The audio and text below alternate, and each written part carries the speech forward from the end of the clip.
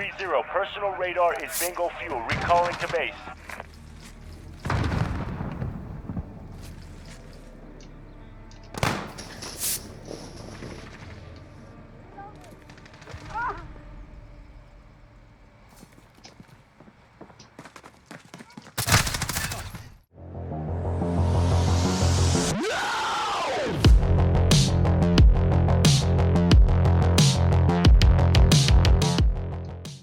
Hey everyone, let's talk the new guns for Season 6 of Warzone. There really are some cool additions this season, and I spent all day leveling them just so that I could fairly judge both. Out of the two, the first that I'd like to go over is the AS-VAL, or the AS-VAL. This gun, starting out, isn't bad. Mind you, I did a lot of this on hardcore to level it, but even in core, you can consistently get kills with the base version. I think the biggest problem that you'll find though is that 20 round magazine. It is great that this thing has pretty decent reload speed, because you'd be dead in so many more engagements without it. The attachment list seems pretty unique and has a lot of viability in multiplayer with an ammo conversion kit that I have unfortunately not tried out yet, as well as several combinations that I think are worth experimenting with. This gun only has the integrated suppressors in the barrels, and it allows you to customize elsewhere where other guns would be held back by needing to add, an attachment for Warzone. Albeit, it's also pretty great to have in core and hardcore, that integral suppressor keeping you off the map. So how does it perform? Well, it's great in multiplayer. I haven't had this much fun with the gun in a while. It's snappy, the iron sights are incredible, and the recoil is pretty manageable. The lack of a higher round magazine allows it to be fairly balanced, but I would like to have seen at least 40 to 50 rounds to see some more kill potential. As for what I think the game wants you to do with it, there's a lot of setup for it to be a semi-auto sniper marksman kind of rifle, and I'll try this at some point and see how it feels, but I didn't get to experiment with it today. Now, for Warzone, it's fine. I wouldn't recommend it for anything over solos and duos, but that's honestly kind of even a stretch. There's plenty of engagements that I think it would have just been better to have an MP5, a Kilo, Grau, M4, or just something else.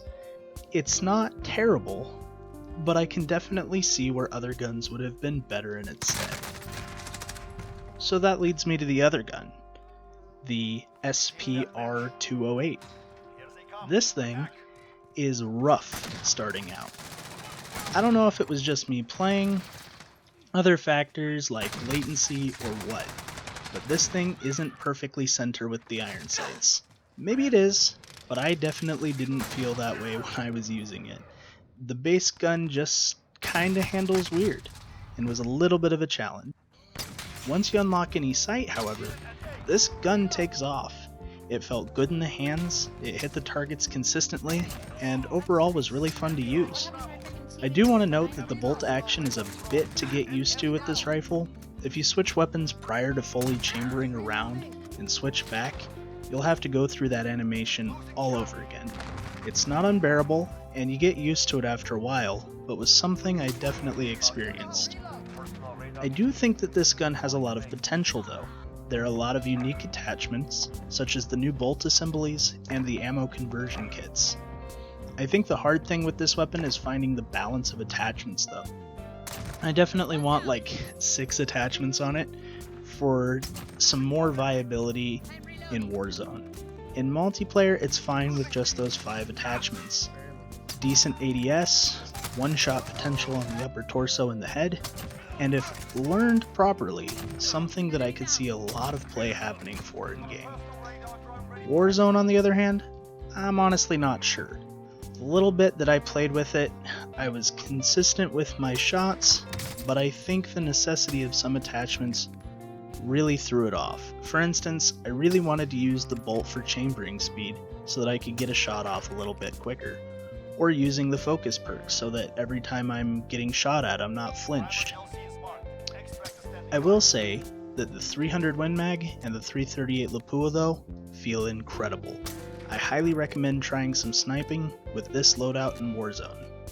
I'm using the monolithic suppressor, the longest barrel, the sniper scope that has 7 times power, although you could use the variable zoom one, this stock conversion, which I think is necessary for the gun, the 338 Lapua ammo, and if I wasn't using just these, I think that I'd like to try to find a space for focus.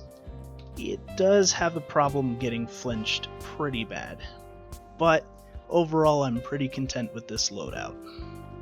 Anyway, I definitely recommend trying to get these guns for yourself. Tell me what you think of them and what variants you're using down in the comments, and I'll try out as many as I can. We have all of Season 6 to go.